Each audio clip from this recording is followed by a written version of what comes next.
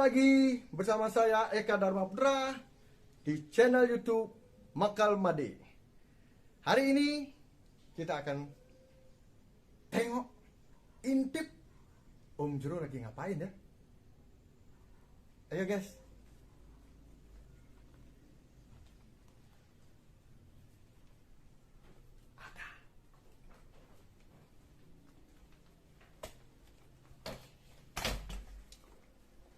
Om Swastiastu, Om Jero. Om Swastiastu, Pak Ek.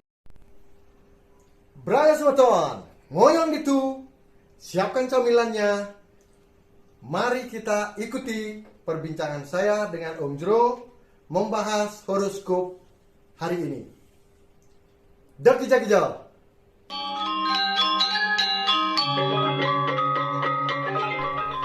Om Jero, Ya. seperti janji saya tadi sama Braya Semeton, Ya. hari ini saya ingin tahu apa itu horoskop dan bagaimana sejarahnya. Nah, Silakan Om. ini kebetulan saya lagi sedang belajar, udah kata. Masih belajar Om. Artinya Hidup itu- dengan Om sudah menguasai, Ya. tetap belajar. Tetap harus belajar. Kenapa? Sebab yang kekal itu adalah perubahan. Perubahan apa? Perubahan pikiran. Bisa lupa, bisa tidak ingat, dan lain sebagainya. Bagaimanapun lihainya kita, pinternya kita, sebagai seorang profesor misalnya, Yeah. dia harus tetap belajar kan? Tidak boleh begitu saja, tetap belajar. Sehingga betul-betul apa yang menjadi profesi kita, Yeah. betul-betul melekat dia gitu, betul melekat. Jadi di luar kepala. Iya. Seakan-akan kan begitu. Ya. Jadi oleh karena itu kita tidak berhenti untuk belajar, tetap terus belajar. Siap Om. Ya. Bagaimana itu? Apa Ya. minum dulu nih, minum dulu. Nah, boleh. Ya. Ya, sana bikin sendiri sana. Oke. Bikin sendiri. Ya. Itu di dapur. Ya. Ya. Itu sudah ada segalanya. Ya. Oke. Ini jajan sekedarnya. Ya deh. Makasih Om. Ya, gini sayang. Ya. Seperti Om, jadi apa yang selalu mendalami tentang horoskop, ya, Iya. tetap terus belajar. Seperti inilah kondisinya. Ya, karena apa? Ya. Karena ilmu horoskop yang kita terapkan di sini adalah merupakan ilmu pengetahuan yang sifatnya berkolaborasi antara warga yang ada di Bali dengan perhitungan horoskop yang bersumber pada ilmu astronomi. Ya kan? Ya. Jadi kalau kita bicara horoskop, namun sebelumnya kita harus bahas Iya. tentang ilmu astronomi sebagai pusat dari ilmu horoskop itu sendiri. Ya. Astronomi itu adalah pusatnya. Pusatnya. Iya. Nah, kalau kita bicara astronomi, Iya.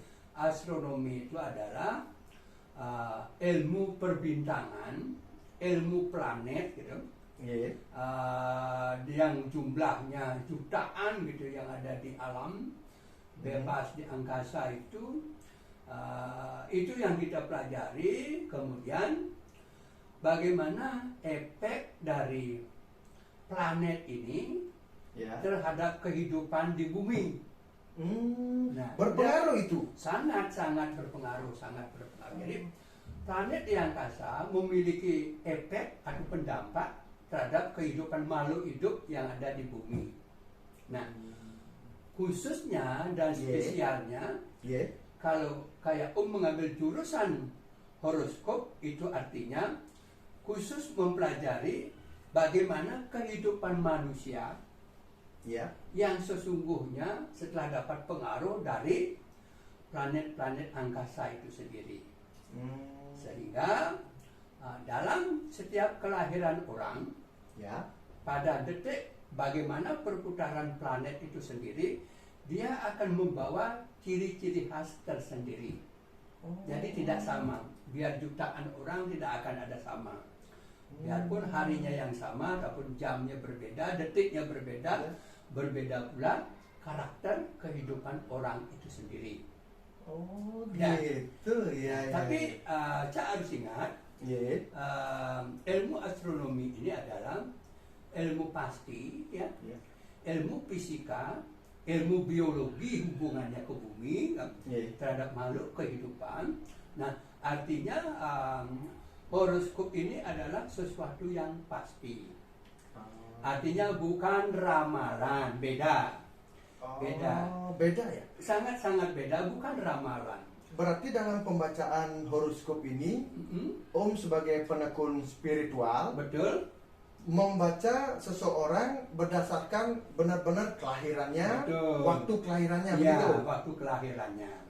Nah, ilmunya, pengaruh ilmunya apa?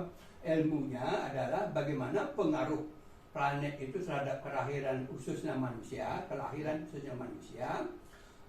dalam berbagai karakter. Silakan.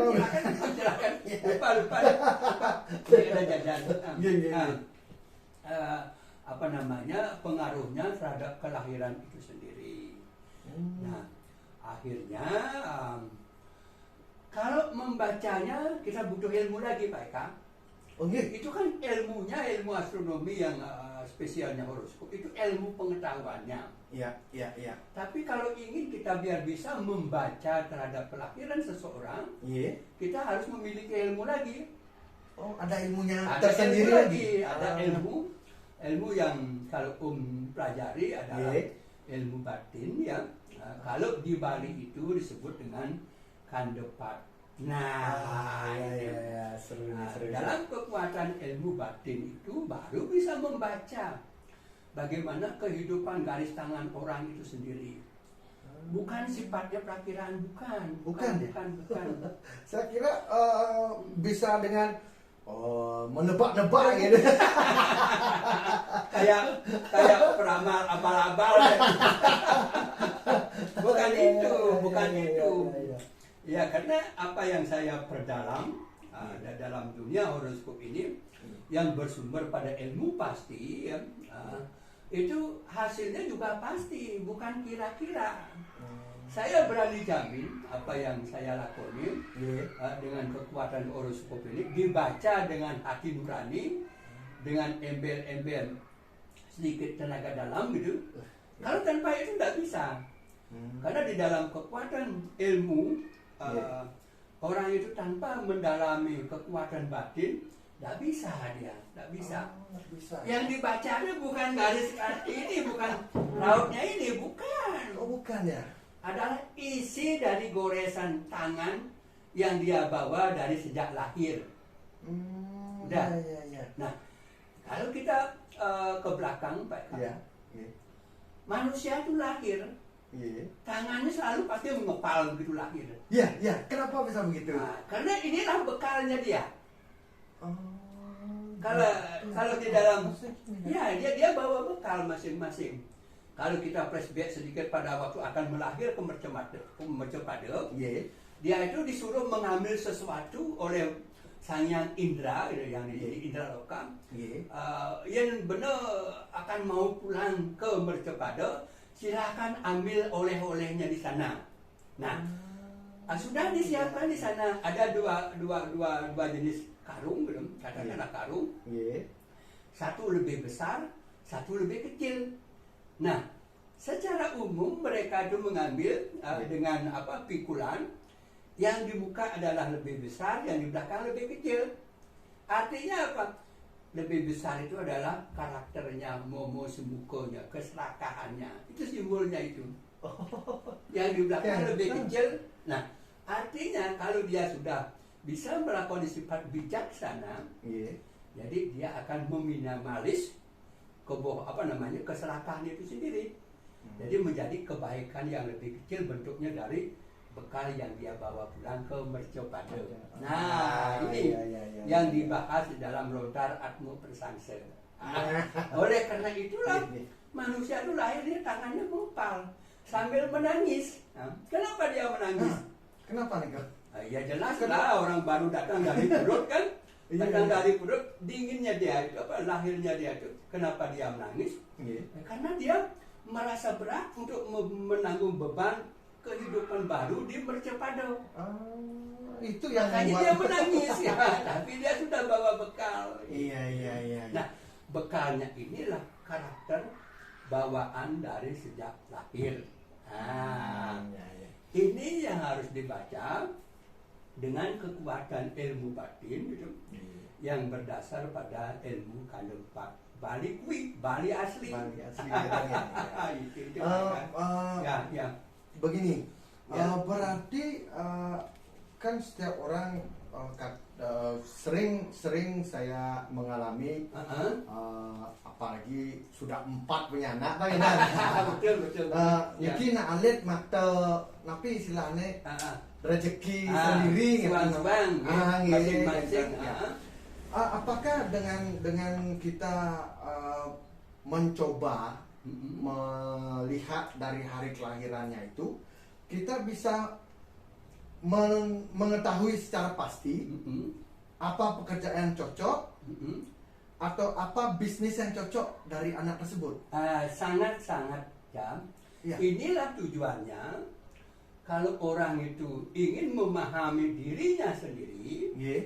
dia harus bertanya kepada seseorang yang paham tentang horoskop, ya kan? Nah, karena karakter maupun sifat itu harus dibaca baik dan buruknya. Jadi fungsi dari horoskop itu adalah membenahi dari segi negatif kelahiran orang itu sendiri, Iya. sehingga bisa menjadi lebih banyak positifnya. Contoh misalnya, Iya. kalau Eka lahirnya hari apa? Ya, minggu manis. Minggu manis. Ukunya apa? Ingat ukunya? Lupa. Lupa. Iya. Nah, begini. Kalau minggu manis Iya. secara ilmu, Iya. kelemahan yang paling utama adalah satu, sering berubah-ubah. Jadi Tidak tetap ini pendirian gitu ya. betul, tidak tetap pendirian, sekarang begini, sebentar begini dan lain sebagainya. Iya. Itu kelemahan yang paling menonjol pertama. Iya. Kemudian yang kedua, Iya. emosi Iya. susah terkendali. Iya. Benar tidak? Benar. Benar tak? Terlanjur marah. Wah, ngawur rasanya gitu. Kecil itu ngapo, mengejar, lendung, letok, mentung, dan lain sebagainya.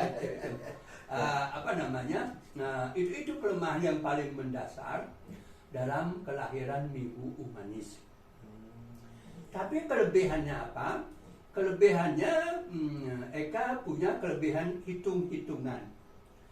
Tanpa ambil catatan, hitung-hitungan, kalkulasi bisnis, hitung-hitungan apa tuh gampang gitu. Karena apa? Karena pola pikir kelahiran Eka itu di atas rata-rata. Artinya pintar, ya kan? Pintar. Tetapi, dengar dulu. Tapi Eka kurang cerdas. Ya kan? Benar. Pintar tapi kurang cerdas. Iya. Kalau orang pintar belum tentu bisa maju kalau dia tidak cerdas. Karena kecerdasan itulah yang mengatur pola hidupnya, bukan kepintarannya. Maaf, Ya. Jatuh. Dengan kita mengetahui pembacaan hari kelahiran ke, Ya. apakah bisa diredam gitu, untuk mengurangi negatif ini supaya menjadi lebih baik? Ya. Adakah caranya atau Betul. bagaimana itu? Pertamanya ada dua cara. Nggih, Satu logika, nggih. dua non logika.